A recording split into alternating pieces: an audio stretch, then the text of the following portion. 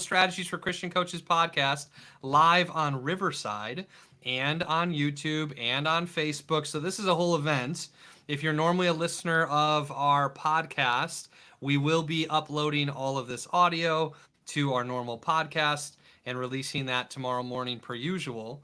But we're new on Riverside. And so if you haven't listened to the Sales Strategies for Christian Coaches podcast, this is it. You're getting a video version or an audio version today. And we're also doing something else unique, which is that I'm having a guest for the first time, a real guest on the Sales Strategies for Christian Coaches podcast. We've been running this podcast for a little over a year. We've had over 70 episodes. We've had over 11,000 plays of the podcast, and we've done no guests, really. There was a time last year at our summer conference. I had a few of my friends here, and they kind of talked and sat with me on the show, and it was audio only. But I've been resistant to guests because I like to live from rest, not rush, borrowing Teresa's ideas, and I like to keep things light and easy. And I just found it easier to click play on my own. But I'm super happy to have Teresa here. In the Sales Strategies for Christian Coaches podcast, we focus on helping coaches and entrepreneurs, especially faith-based ones, design their offers, their price points, and their sales strategies, especially finding high-integrity sales strategies and optimizing their mindset to make sales easy and fun. And today with Teresa, we're going to be talking about what I referenced before, which is her real-life process and this idea of living from rest, not rush. Teresa is an author. She is a six-figure coach. She's an exceptional leader in person. She's one of the best connectors I know. Her and her husband, Dale, have an amazing farm in Illinois. And they love having cups of coffee and guests and hosting people, and she loves traveling. And she was just speaking in Texas and delivering over the weekend. And she's just one of my best business friends. I've been so lucky and so blessed to know you, Teresa, and I'm so happy to be talking to you about living from rest, not rush. Teresa's also going to be a speaker at our conference and a sponsor at our conference in 3 weeks. Christian Coaches Academy Live. If you're not signed up, send me a message, comment on this that you're interested, and I'll give you all the information. There's still time for you to come join us in Milwaukee and see Teresa live, but today she's going to give us a preview of that content. Teresa, thank you so much for being the first official guest on the Sales Strategies for Christian Coaches Oh my podcast. gosh, I am so honored, to be here, and to be the first guest because you and I go way back. I was kind of, how Facebook brings up some memories and things, and I think it's been almost 5 years maybe that we've known each other and been kind of doing this entrepreneurial business life stuff back and forth. So it is just great to be here. And I can't wait for 3 weeks from now where we get to see each other live as well as all of our friends. Yes, it's going to be so much fun. Okay, yes, it has been a long time since we met. I think 5 years ago is about right.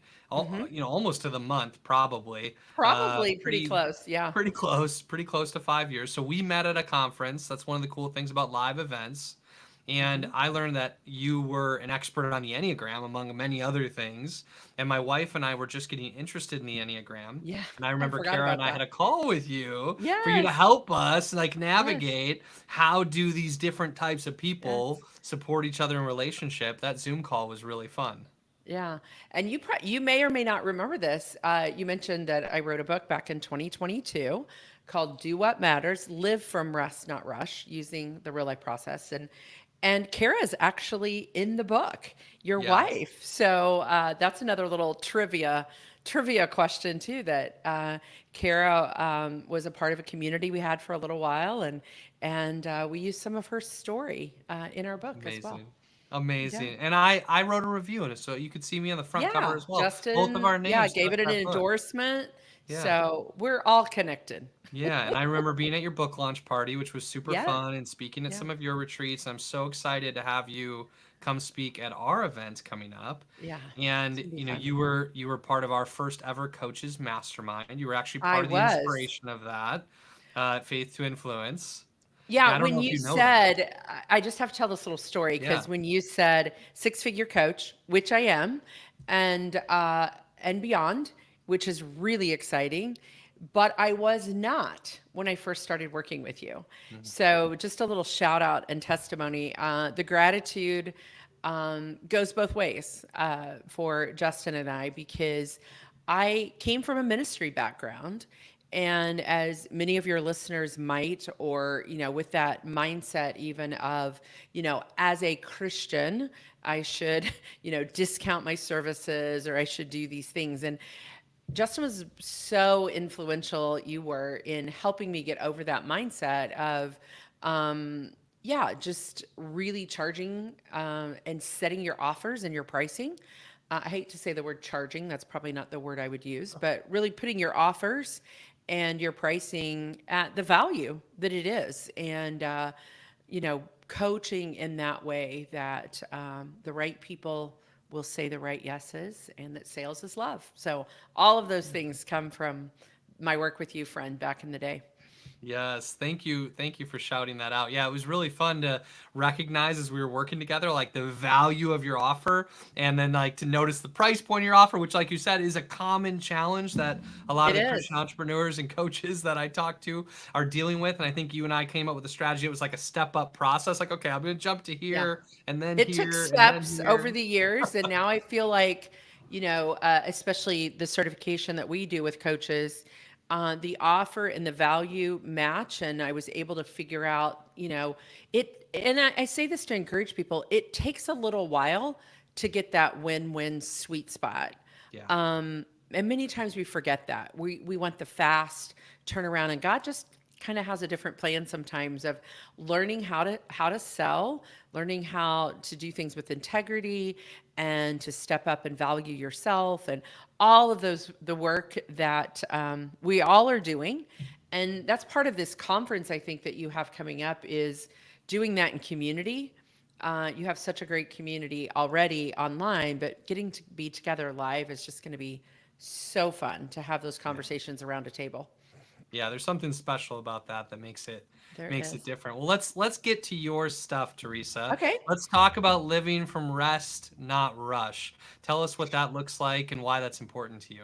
Sure. Well, actually, I'll kind of give you the short version, and if you want the whole story, come come to Wisconsin, right? But Yes. I'll give you the short version. I don't want to give it all away, but it really is this idea. When I was coming up with the book title, that phrase, live from rest, not rush, was really not content that I originally put in the book. But as we were coming up with Do What Matters as the title and working through, actually, a friend of mine said this phrase that was similar to live from, what you're helping people do is live from rest, not rush. I'm like, that's it. So that became kind of the subtitle of the book. And then, really, after the book came out, I had to ask myself the question, if I'm going to say and help people live from rest, not rush, what is rest? What is rest really? So I have a whole real life process that is a way to live life without your hair on fire. That is what the book is about. And it is very much geared in a lot of ways to a faith practice that many people would call a rule of life. How do I pre-decide how I want my life to be, and what are the things that matter to me are important? So that's what the book and a lot of the content I do is about. But this new content of how do we really define what rest is, I am loving. I just spent the whole weekend in Texas talking with about 30 women of what does it look like to know what rest is for you, because it's not a vacation. Rest to me is something that God puts in us internally, and we live it out externally. And we do that in some different ways. And not to give it all away, but I will give you the little framework of rest so that you can come to the conference and dive deeper with everyone there. But it is R stands for healthy relationships. E stands for full circle energy, that head, heart, body connection. S stands for intentionally slowing. And T stands for purposeful time, which is then what the whole real life process that I write about in the book is how do I live on. So it's almost like, what is it they call it in movies? The prequel. So Yeah. I think this concept of rest is really the prequel to the process I write about in the book. Like, first, we've got to decide that we want life to be different and that we want to live from this place of rest. Now, I have a whole way that we'll talk about at the conference of how we go into each of those four things, how we measure where we're at. Because isn't it nice to have, like, wow, I could actually tangibly kind of gauge whether I'm living from rest or not by looking at these four areas of my life, rather than just going, well, I think I'll take a vacation. Maybe that'll make me better. Whereas internally, you could live there each and every day. You know me well, Justin. I get a lot done. And a lot of people will say, oh, Teresa, you're just so busy. I am not busy. My internal is aligned. I know exactly where I'm living from. I love everything that I do. And do I have high energy? Yeah, I do. But that doesn't mean I'm busy. There's a big difference between that's something else we'll talk about at the conference. But yeah, so that's kind of a message that I'm really excited to be bringing into the world is there's a way to look at rest and have an internal place that God has for you that you carry with you all the time. Because I didn't always live that way. In the book, I tell a lot of my story. And when I looked at my story, all four of those things were misaligned. Relationships, I was very dismissive of my body and the things it was telling me and that full body, head, heart connection. I didn't know how to slow down at all on a regular basis. And I wasn't purposeful and I wasn't in control of my time. Other things were. So I think it's going to be really fun to dive into this at the conference, and it'll be super practical and tangible for people to take away. It's so valuable and it's such a good word and it's so countercultural today. It So many is. entrepreneurs talk about hustling and working hard and grinding, and there's a lot of evenings and weekends and a lot of like misalignment in how we're showing up versus like That what our real is values are. that is one of my kind of pet peeves, I guess you would say, and I'm sure we probably use this all over your community and mine, is the word side hustle. Hmm. Yeah. So, because it automatically says to us that it's going to be hard, we're going to have to hustle. Mm. And I, I just want to say, I'm choosing, I'm encouraging people as I'm teaching this to say, I'm working part time. Gosh, that just sounds like I'm working on business, building a business part time. I'm doing 10 hours a week or 15.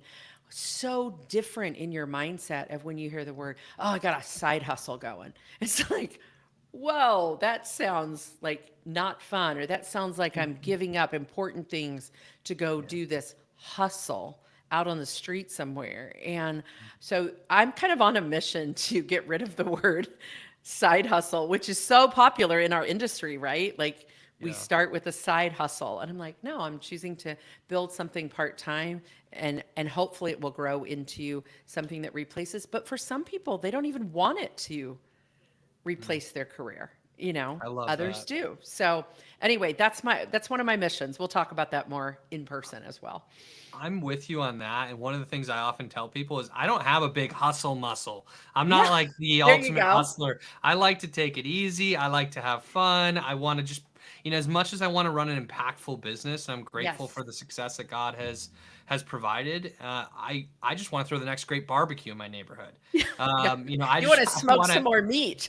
yeah, I want to smoke some more meat in the backyard. I want to have fun with my kids and with my wife, and Yes. and I want it to be lighter. One of the things that we ask people to consider when they're making their offers is, does this aspect of my offer sound fun or heavy? And if it's Yes. heavy, let's not do it. We're entrepreneurs. We Yes. get to choose. You're the only person who's going to be in your program forever. Let's do things that feel light and fun for us. Another thing that, go ahead, please. That's so important, though, what you Yeah. just said about choice. Mm. Um, I think we forget that we get to pre-decide what our business looks like. And that you taught me that through some of the work we did when I was in sales school and all of that, is that we're in that conversation, that sales conversation, for a win-win situation. Yeah. So we're in it for it to be a fit for both sides. That was a mindset shift for me back in the day, because when you're starting out, you often do like, I just want to get somebody to say yes, right? And then, at this price and in this place and all of the things. I want somebody in my community or in my program. And you'll kind of just do things that you really wouldn't want to want to do.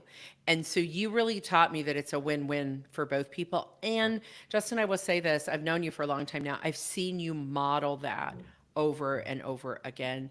And you've walked through some difficult seasons of life. I have as well, but you've never lost that. It's a win-win either way. You've even stepped away from some things Mhm. and changed your programs and your things, as I have as well, so that it's fun and so that it feels life-giving and not life-draining. Yeah, and there's so many voices out there. It's sometimes hard to choose your own path and to Yes. prioritize the things because you're always going to have pressures from other people or other voices or the marketplace in general or culture in general to do things a certain way. But yeah, I believe in win-win or no deal. I've got my rules of engagement behind me. You can't see this one because it's at the way bottom. Yeah. It's the last rule of engagement, but it's win-win or no deal.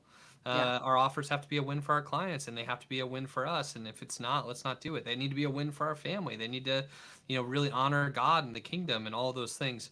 Teresa, one other thing that was coming to mind as you were sharing is you and I have an affinity for an author, John Mark Comer, who Yes, wrote we a do. book, The Ruthless Elimination of Hurry, and like your Great book. message around living from rest not rush is so aligned with his. And then you this year you recommended a book that he wrote called Practicing the Way, and I just finished reading it, and it's Oh, it's so good. amazing. So Yeah, good. it's about how to be an apprentice of Jesus and really like try to live your life like Jesus. And there's an example of a man who led from rest not rush and the way Yes.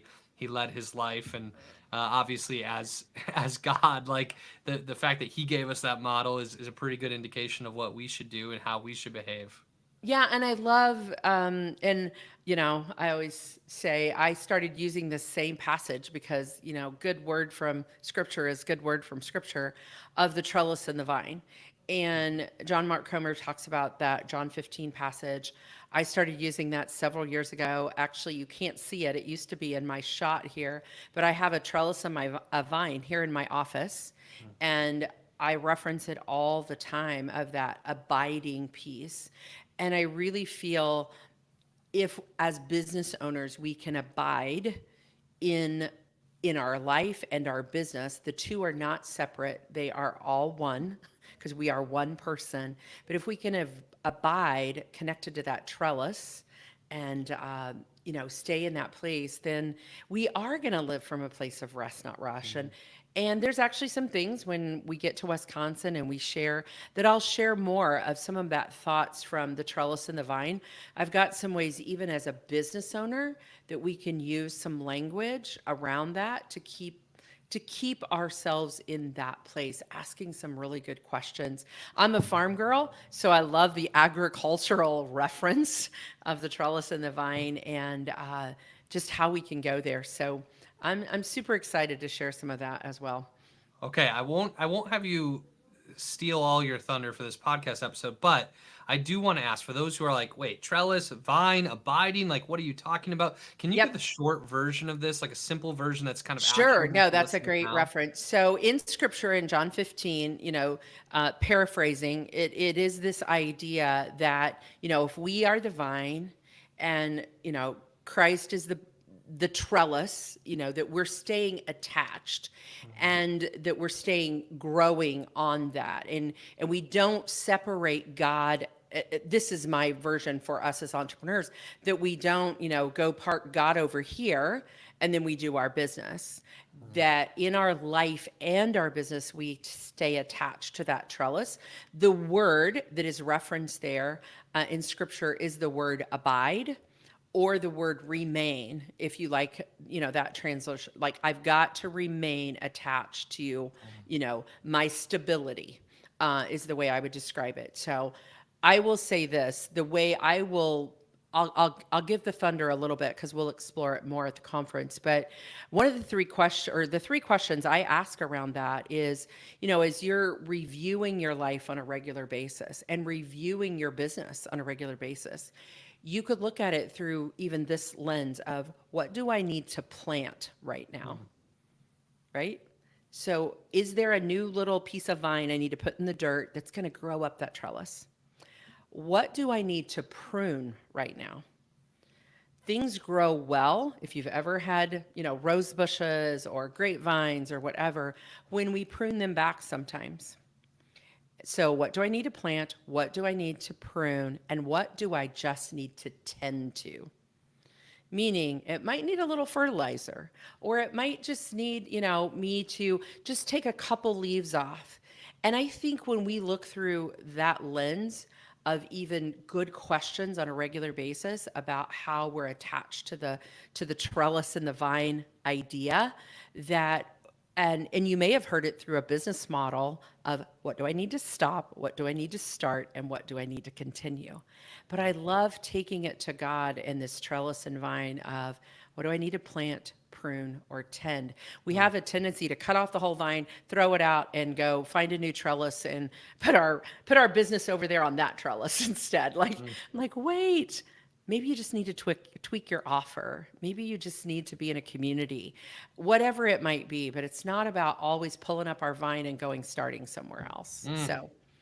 So good. That's so valuable. The entire podcast episode's worth it for that clip, that moment. Thank you for sharing that with If us. that gives you some language to do some examination work on, that'll be worth it. Yes, absolutely. Okay, I've got one more question, and then we'll tell our Okay. audience how they can follow you. It's tying living from rest, not rush, into sales. What's an applicable? I'm putting you on the spot here, but what's That's an okay. applicable strategy that really aligns in developing and growing our sales while also honoring living from rest, not rush? It's a great question. I think I know exactly how, what comes to mind first is the idea of many times when especially in the first 1 or 2 years of developing out our business, we really think we have to have lots of offers and lots of things going on. And the sooner you can get to a place of, this is exactly what God has for me. And I don't mean you rush to that place, but the sooner that you sometimes take the risk of that deep of niche or clarity, and you're willing to go there and stay there for a little while and let it come to you and let God bless you and pray about it and just sit in your seat and don't go offer a million things, because offering a million things and creating funnels for all of those and all the work that goes into the back end of those things causes you to feel rushed, causes you to feel unclear. And I can only say this, and Justin's watched me do this, so he's like, yay, thank goodness you're not doing that anymore. I only because I've been there and I've done it. I thought, well, they want this, so I should sell that. They want this, so I should sell that. I have very few offers now, Yeah. very few. And they're all life-giving to me, and they're all things I want to do. So I would say just don't chase lots of sales offers, because you yourself will be exhausted and confused. Yeah. That's a great word. Thank you for that, Teresa. The truth is, it's one of the biggest mistakes most new coaches make is over complexity in their business and their business model, when what they really need to do is simplify and narrow and just take a few consistent actions over and over again, and they'll have Yes. way more success with way more ease and way more Yeah. rest instead of rush, right? Yeah. So awesome. Thank you for sharing that. Obviously, people can come see you at our conference, christiancoachesacademylive.com. We want them to Yes. come to the conference and see you and get more time with you. You're going to be there. You're bringing a host of people with you that they can meet I and hang out am. with and I'm eat with. bringing two people off my team. I'm so excited. Good. Yeah. So we're all coming. And for somebody who can't make the conference, Absolutely. how can they follow you? How can they learn more from Teresa about this? Well, if you're, just wanting to learn more, the easiest is the reallifeprocess.com. We spell real life with one L. So REALIFE process.com, the reallifeprocess.com. Or if you type in my name, you'll find it too. But, we've got some free things there that you can download, start out. You can find our podcast there, the Do What Matters podcast. Yeah, so we would love to connect. I do hope I'll see you. One of the greatest things you could do is just come up and say, hey, I heard the podcast you did with Justin, and I'm here at the conference. Like, I would love to know that. I'm very fired up about this conference and just getting this group of people together. And I love in person. So Justin and I both do. So we can't wait. But yeah, that's where you can find me in all the places. Awesome. TheRealLifeProcess.com with one L, RealLifeProcess.com. L at the end of real and beginning of life are shared, one L. Yes. And it's Teresa McCloy and the Do What Matters podcast. Teresa, thank you so much for being a guest. Can't wait Thank to you, be with you in friends. person in 3 Ah, weeks. can't wait. And for those of you who are learning about Christian Coaches Academy live for the first time, come hang out with Teresa and me and the rest of our speakers and sponsors and guests. It's the biggest event in Faith to Influence history so far. It's still not some massive event. It's intimate and small. Yes. There's a certain amount of tickets sold, but we all know that sometimes there's a couple of instances and situations and things at the end. We might have 35, 40, 45 people. It's going to be small and intimate. Even if we have 50 or 55, you'll get an opportunity to really get to know everybody. You can actually talk to Teresa, hang out with her, have lunch with her. And we'd love to Absolutely. have you there and work on your business, but also simplifying your strategies and helping you be more effective to make more sales. So you can find out more about that at ChristianCoachesAcademyLive.com. We hope to see you there. Thanks for joining us on the show today.